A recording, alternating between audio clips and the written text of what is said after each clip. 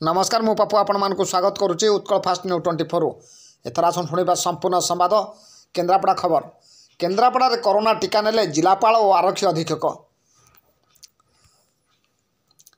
आज सरकार को निष्पत्ति क्रमे सारा राज्य में द्वितीय पर्यायर प्रमुख योद्धा मानक कोरोना टीकादान कार्यक्रम आरंभ होता बेले से अनुसायी आज केन्द्रापड़ा जिले में जिलापाल अमृत ऋतुराज टीकाकरण शुभारंभ करी प्रथमे निजे टीका नहीं स्थानीय उर्दू पाठागार परिसर में राजस्व विभाग अधिकारी और कर्मचारी मानक पाई होइथिबा टीकाकरण केन्द्र में प्रथमे जिलापाल श्रीयुक्त ऋतुराज टीका नेबा परे अतिरिक्त जिलापाल बसंत कुमार राउत एवं अतिरिक्त जिलापाल राजस्व श्रीयुक्त नरहरि सेठी एवं जिला ग्राम्य उन्नयन संस्थार प्रकल्प निर्देशक श्रीयुक्त दिलीप कुमार परिडा उपजिलापाल निरंजन बेहेरा जरूरी अधिकारी संबित शतपथी पौर निर्वाही अधिकारी देवप्रसाद बल डेप्यूटी कलेक्टर शिव मल्लिक समेत जिलापाल कार्यालय अधिकारी और कर्मचारी एवं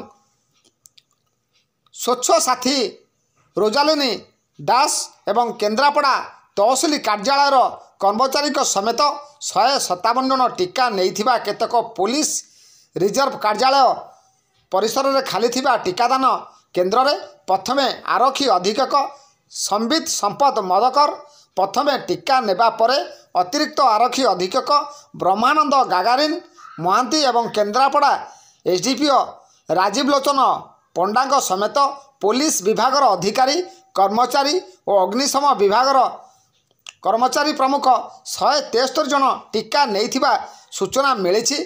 केन्द्रापड़ा जिले में द्वितीय पर्याय टीकाकरण पाई 3500 टीका आसीथिबा बेले सेथिमध्यरु टीकादान पाई खोलिथिबा 21टी टीका केन्द्र में 1100 जन टीका नैथिबा अतिरिक्त जिला चिकित्सा अधिकारी सच्चिदानंद मिश्र गणमाध्यम को सूचना प्रदान करिसेंती। आसंता सोमवार बाकी रही जाइथिबा कोरोना प्रमुख योद्धा माने पुणी टीका नेबे बोली कहिसेंती। एठारे सूचनायोग्य जे प्रथम पर्यायर स्वास्थ्य अधिकारी और कर्मचारी निमंते आसीथिबा 8000 टीका मध्यरु आज सुधा 7000 जन टीका नहीं सारिछंती। जिलार केन्द्रापड़ा सदर महकुमा समेत आली पट्टामुंडई राजनगर राजकनिका महाकालपड़ा पाटकुरा डेरा विश्व इंदुपुर मार्साखाई प्रभृति सीएससी गुड़िकरे टीकादान केन्द्र खोली। जिला मुख्य चिकित्सा अधिकारी डाक्तर अनिता पट्टनायक प्रत्यक्ष तत्वावधान में जिले में टीकाकरण कार्यक्रम चली विशेष सूत्र खबर नेबार जमापड़ी। केन्द्रापड़ारू आम चीफ बीरंग रिपोर्ट उत्कल फास्ट न्यूज 24। नमस्कार।